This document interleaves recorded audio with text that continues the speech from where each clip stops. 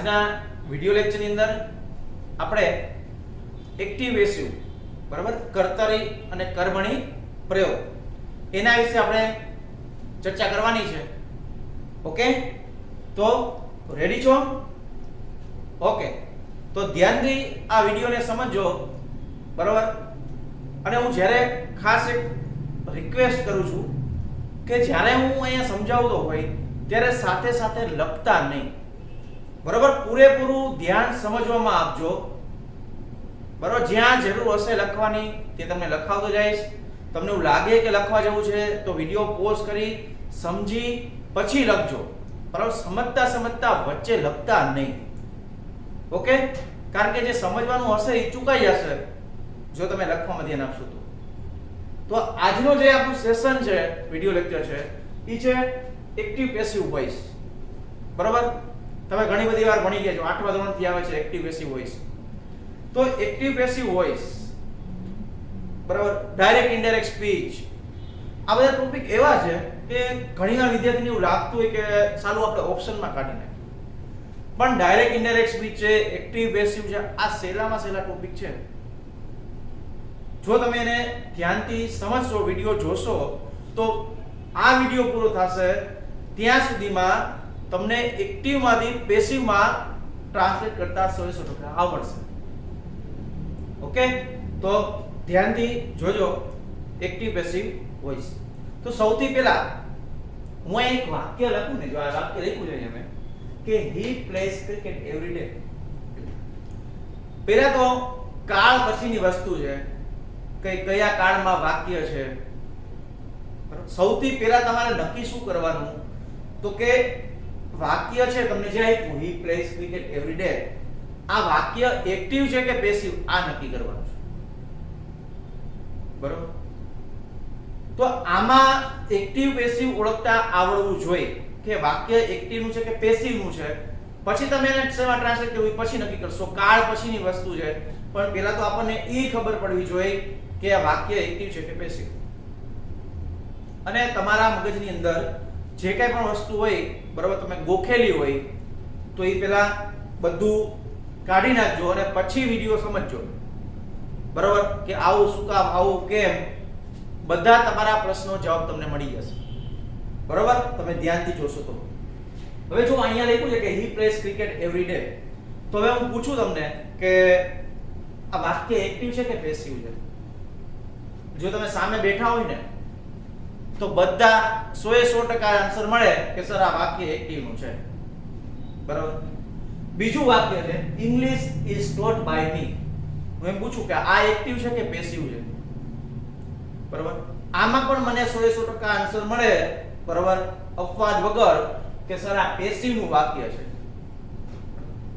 ત્રીજું વાક્ય પૂછું તમને કે football is played in many countries બરાબર. આ વાક્ય એક્ટિવ છે કે પેસિવ? એટલે 50% થઈ ગઈ જવાબ. અડધા એમ કહે છે કે એક્ટિવ છે, અડધા એમ કે પેસિવ છે.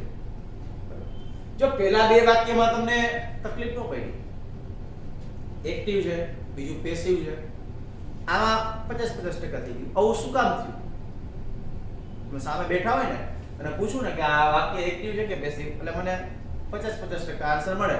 અડધા એમ કે એક્ટિવ છે, અડધા એમ કે પેસિવ છે. તો સમજો એક્ટિવ છે કે પેસિવ કઈ રીતે નક્કી કરવું બરાબર. જો સૌથી પહેલા કોઈના મગજમાં ફિટ હોય કે શરૂઆતમાં કરતા હોય તો એક્ટિવ કહેવાય બરાબર. તો કોઈના મગજમાં ફિટ કર્યું તમે જે બરાબર પ્રાઇમરી લેવલે શીખેલા હોય કે સજીવ હોય તો એક્ટિવ, નિર્જીવ હોય તો પેસિવ, આ મગજમાંથી કાઢી નાખજો. આવું નથી બરાબર. હા, સજીવ હોય તો એક્ટિવ ની રચના હોઈ શકે બરાબર. વાક્યમાં બાય આવે તો પેસિવ હોઈ શકે, પણ બધા બાય વાળા પેસિવ જ કે પેસિવ હોય એટલે બાય આવે જ, આવું જરૂરી નથી બરાબર. હું તમને એક પછી એક 500 એક્ઝામ્પલ એવા લખું બરાબર કે જેમાં બાય નો હોય અને પેસિવ ની રચના હોય, સજીવ હોય અને એક્ટિવ નું વાક્ય પેસિવ ની રચના હોય. આવું બને બરાબર. મગજમાં ફિટ નહીં કરી દેવાનું કે સજીવ આવે એટલે એક્ટિવ જ, વાક્યમાં બાય આવ્યું એટલે પેસિવ જ. આવું હોઈ શકે પણ દરેક વખતે આવું હોય એવું જરૂરી નથી. તો કેવી રીતે નક્કી કરવાનું એક્ટિવ છે કે પેસિવ? સમજી લો. હવે અહીંયા વાક્ય છે he plays cricket every day, બરાબર? તો અહીંયા વાક્યની અંદર હૃદય શું છે પહેલા તો એ નક્કી કરો. હૃદય શું છે? હૃદય મીન્સ ક્રિયાપદ, બરાબર? વાક્યની અંદર ક્રિયાપદ વગર વાક્ય હોય જ નહીં. ક્રિયાપદ છે ને એ અગત્યનું છે વાક્યની અંદર. ક્રિયાપદના આધારે તમને ખબર પડે, બરાબર, કે કાળ કયો છે, બરાબર, અને એના આધારે તમને ખબર પડશે કે એક્ટિવ છે કે પેસિવ. કઈ રીતે નક્કી કરવું? જો તો ક્રિયાપદ શું છે આમાં મને કહેશો? ક્રિયાપદ કોને કહેવાય? સિમ્પલ વસ્તુ છે. ક્રિયાપદ કોને કહેવાય? તો કે જે ક્રિયા થતી હોય એને ક્રિયાપદ કહેવાય. જનરલી વુ વાળા શબ્દો આવે પાછળ વુ, તો આ બધા ક્રિયાપદ હોય કે નહીં?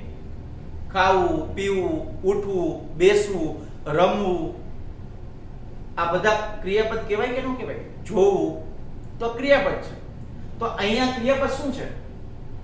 તો કે પ્લે, રમવું ક્રિયાપદ છે કે નથી? જોયો, આ ક્રિયાપદ છે.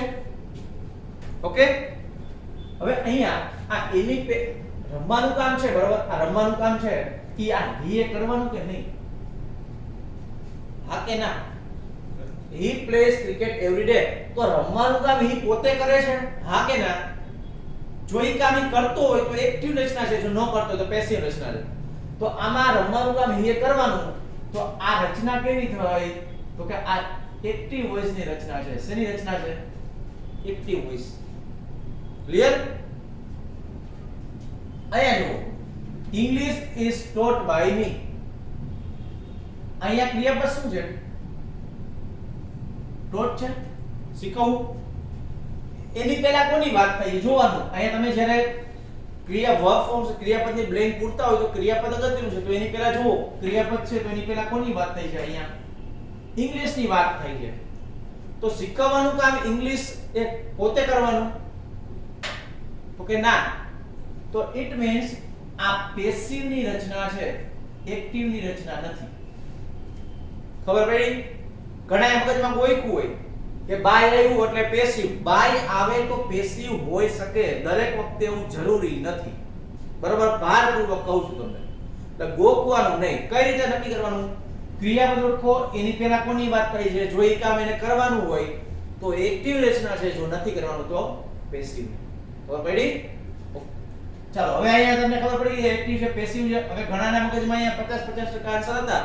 તો જુઓ આમાં, બરાબર, અહીંયા શું છે? ક્રિયાપદ પ્લે, રમવાની વાત છે કે નહીં? હા, તો એ પહેલા કોની વાત છે? અહીંયા ફૂટબોલની વાત છે. તો રમવાનું કામ ફૂટબોલ પોતે કરવાનું છે? ના, રમવાનું કામ ફૂટબોલ પોતે ન કરે. એટલા માટે આ પેસિવ ની રચના છે, એક્ટિવ ની રચના નથી. હવે જેના મગજમાં ફિટ કર્યું હોય, ગોઈકું હોય કે બાય આવે તો પેસિવ, નો આવે તો એક્ટિવ. હવે મને ઈ કયો કે આ વાક્યમાં ક્યાંય બાય છે? છે? નથી. બરાબર? એટલે ગોખવાનું નહીં, સમજવાનું. બરાબર? Football is played in many countries. આ પેસિવ ની રચના છે, તો આ રીતે નક્કી કરવાનું. વાક્યમાં બાય આવે તો પેસિવ, ને સજીવ હોય તો એક્ટિવ, ને નિર્જીવ હોય તો પેસિવ. આ રીતે મગજમાંથી કાઢી નાખજો. આટલું સમજાય? એક્ટિવ છે કે પેસિવ આ નક્કી કરતા આવડે? બરાબર? વાક્યને ઓળખતા આવડવું જોઈએ કે આ વાક્ય એક્ટિવ નું છે કે પેસિવ નું. બરાબર? કઈ રીતે ઓળખવાનું? ફરી પાછું રિપીટ કરું છું. ક્રિયાપદ ઓળખો, એની પહેલા જુઓ કોની વાત થઈ છે. જો એ ક્રિયા એને કરવાની હોય, એ કામ એને કરવાનું હોય તો એક્ટિવ રચના છે. જો એને કામ નથી કરવાનું તો પેસિવ રચના છે. અહીંયા રમવાનું કામ હી એ કરવાનું તો એક્ટિવ રચના હતી. અહીંયા શીખવાનું કામ ઇંગ્લિશ પોતે કરે? ના, ઇંગ્લિશ શીખવાનું કામ ઇંગ્લિશ પોતે ન કરે. જો એ પોતે કરે તો હું ભૂખે મરું. બરાબર? એટલે આ પેસિવ રચના છે. અહીંયા રમવાનું કામ ફૂટબોલ પોતે કરે છે? નથી કરતું. તો એનો મતલબ એ પેસિવ રચના છે. ક્લિયર? તો વાક્યમાં એક્ટિવ છે કે પેસિવ આ ઓળખતા આવડવું જોઈએ. પછી એને એક્ટિવ માંથી પેસિવ માં કેવી રીતે ફેરવવું એ પછીની વસ્તુ છે. પણ પહેલા તો એક્ટિવ છે કે પેસિવ આ ઓળખતા આવડી ગયું બધાને? સમજાય? ચાલો હવે વાક્યને એક્ટિવ માંથી પેસિવમાં કઈ રીતે ફેરવવું તમે જે શીખ્યા હોય અત્યાર સુધી, બરાબર, તમારા મગજમાં જે હોય, પણ એના માટે સિમ્પલ તમારે 3 સ્ટેપ છે યાદ રાખવાના છે, બરાબર. સ્ટેપ 1, સ્ટેપ 2 અને સ્ટેપ 3 કે વાક્યને એક્ટિવ માંથી પેસિવમાં કેવી રીતે ફેરવવું. તો જો ફર્સ્ટ સ્ટેપ શું કહે છે કે વાક્યમાં કર્મ ઓળખી, બરાબર, વાક્યમાં કર્મ ઓળખી તેને કર્તા સ્થાને મૂકો. કર્મ ઓળખી તેને કર્તા સ્થાને મૂકો, કર્તા વિભક્તિમાં ફેરવીને. એટલે સામાન્ય રીતે શરૂઆતમાં કર્તાનું સ્થાન ક્યાં હોય સામાન્ય રીતે, તો કે શરૂઆતમાં, બરાબર. એટલે વાક્યમાં કર્મ ઓળખવાનું છે. શું ઓળખવાનું છે? કર્મ. તો કર્મ ઓળખી અને કર્તાના સ્થાને મૂકવાનું છે. જો અહીં કર્મ છે એ કોના સ્થાને જશે, તો કર્તાના સ્થાને. હવે આ કર્મ છે એ કેવી રીતે ખબર પડે? વાક્યની અંદર કર્મ શું છે કેવી રીતે ખબર પડે? તો કે આપણને ખબર છે કે વોટ અથવા whom વડે પ્રશ્ન પૂછવાથી મળે. વોટ એટલે કે શું, whom એટલે કોને. જો ન નગારાનો ન, હણા પરેનો હણા નહીં, કોણે નહીં, બરાબર. તો કોણ, બરાબર. વોટ અથવા whom વડે પ્રશ્ન પૂછવાથી શું મળે, તો કે કર્મ મળે, બરાબર. બીજું સ્ટેપ, વાક્યમાં કાળ ઓળખી તેની પેસિવની રચના મૂકવાની છે. આ બીજું સ્ટેપ છે. અને ત્રીજું સ્ટેપ, વાક્યમાં ક્રિયાનો કરનાર એટલે કે કર્તા ઓળખી તેની કર્મ વિભક્તિ કેવી, તો કે કર્મ વિભક્તિ બાય સાથે ક્રિયાપદની બાજુમાં મૂકી અધૂરું વાક્ય પૂરું કરો. આ 3 સ્ટેપ સિમ્પલ ફોલો કરવાના છે જ્યારે તમારે વાક્યને એક્ટિવ માંથી પેસિવમાં ફેરવવાનું હોય ત્યારે. ક્લિયર? સૌથી પહેલા વાક્યની અંદર કર્તા ક્રિયાપદ કર્મ ઓળખતા આવડવું જોઈએ. કેવી રીતે ઓળખવું, બરાબર? તો વાક્યમાં કર્તા કેવી રીતે મળે, તો કોણે પૂછવાથી મળે. ક્રિયા કોણે કરી તો એ પૂછવાથી કર્તા મળે. કર્મ કેવી રીતે મળે, તો કે વોટ અથવા whom મળે પ્રશ્ન પૂછવાથી મળે, બરાબર. અને ક્રિયા તો આ ઓળખતા આવડવું જોઈએ. આના ઉપર આપણે વિડિયો બનાવશું કે કર્તા ક્રિયાપદ અને કર્મ કેવી રીતે ઓળખવું એના ઉપર, બરાબર. અત્યારે તમને શોર્ટમાં કહું છું કે આ રીતે મળે. તો આ 3 સ્ટેપ છે ફોલો કરવાના છે. તો હવે આપણે એક એક્ઝામ્પલ સમજીએ એટલે તમને વધારે આઈડિયા આવે કે વાક્યને એક્ટિવ માંથી પેસિવમાં કેવી રીતે ફેરવવું. એક એક્ઝામ્પલ જોઈએ આપણે. નો અહીં લખું છું આ જ એક્ઝામ્પલ લઈ. માનો કે પહેલું એક્ઝામ્પલ છે he plays cricket every day. તો અહીં લખું છું he plays cricket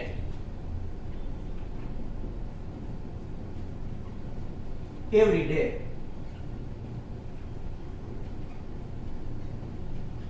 ચાલો આ વાક્ય લખ્યું he plays cricket every day. હવે આ વાક્યને મારે પેસિવમાં ફેરવવાનું છે. તો કેવી રીતે ફેરવવું, તો જો સૌથી પહેલા શું કરવાનું, નક્કી કરવાનું કે એક્ટિવ છે કે પેસિવ. કેવી રીતે નક્કી કરશું આપણે શીખ્યા. સૌથી પહેલા જોવાનું ક્રિયાપદ શું છે, પ્લે છે. તો એની પહેલા કોની વાત થઈ છે, he ની વાત. તો રમવાનું કામ એ કરવાનું, તો કે હા, તો આ એક્ટિવ રચના છે એટલે આપણને ખબર પડી કે પેસિવમાં ફેરવવાનું છે. હવે શું કરવાનું, સિમ્પલ સ્ટેપ ફોલો કરો. કર્મ ઓળખી, પહેલું સ્ટેપ કર્મ ઓળખી, બરાબર, તેને કર્તા સ્થાને મૂકો સામાન્ય રીતે શરૂઆતમાં.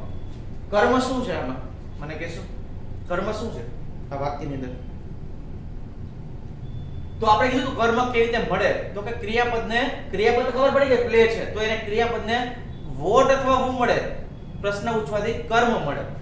તો વોટ એટલે કે શું રમવાની વાત છે, તે શું રમે છે, તો કે ક્રિકેટ, બરાબર. તો જવાબ મળ્યો ક્રિકેટ. તો ક્રિકેટ શું થયું, કર્મ થયું. તો પહેલું સ્ટેપ ક્રિકેટ અહીંયા આવશે.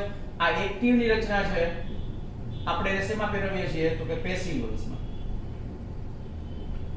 આ પહેલું સ્ટેપ આપણું આવ્યું અહીંયા ક્રિકેટ. ચાલો આટલું સમજાય.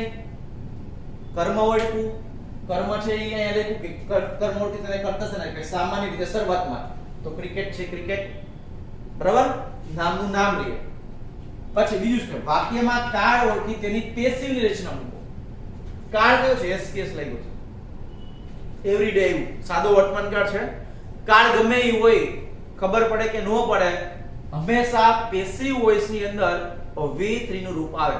તો પ્લે નું V3 પ્લેડ થાય કે ન થાય, બરાબર. તો પ્લેડ આવશે પણ એની સાથે કોઈને કોઈ સહાયકારક હોય, એકલું ન હોય. કોઈ પણ કાળ જેનું પેસિવ થતું હોય તો પેસિવની રચનામાં હંમેશા V3 એટલે કે ભૂત કૃદંતનું રૂપ જ આવે. શેનું રૂપ આવશે? ભૂત કૃદંતનું, બરાબર ને, કે V3 નું રૂપ. તો અહીંયા પ્લેડ આવશે, પણ એટલું નહીં હોય.